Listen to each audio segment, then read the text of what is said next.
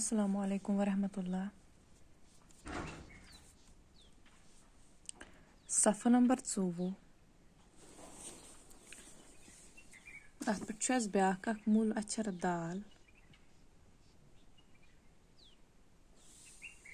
दाल सत दवात, दाल सत दच, दाल सत दिल, दाल सत द्यार,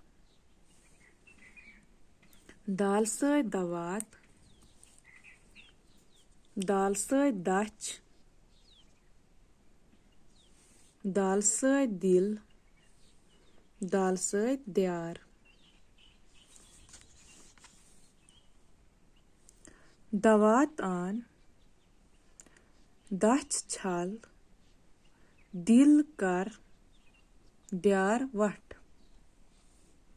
दवात आन, दच छल, दिल कर, द्यार वट। दाल सत दवात,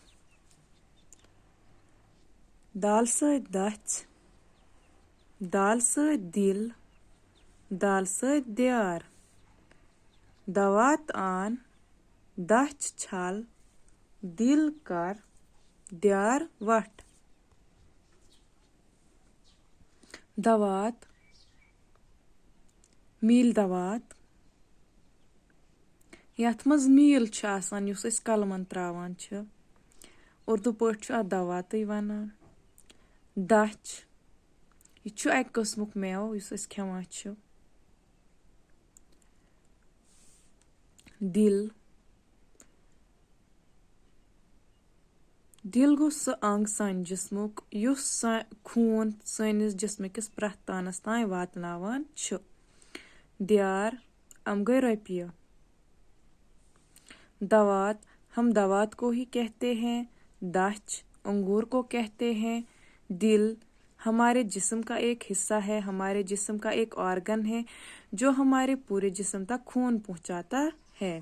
द्यार, हम पैसे को कहते हैं, हम रुपयों को कहते हैं।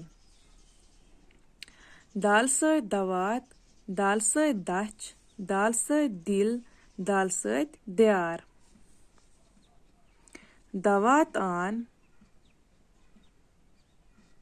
दच छल, दिल कर, द्यार वट।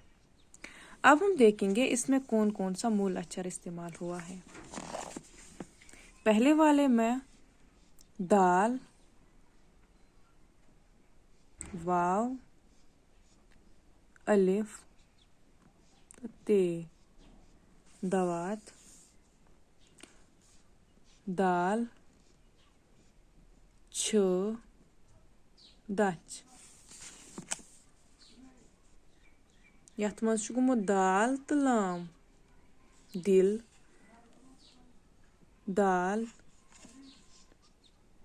ये, अलिफ, रे, द्यार।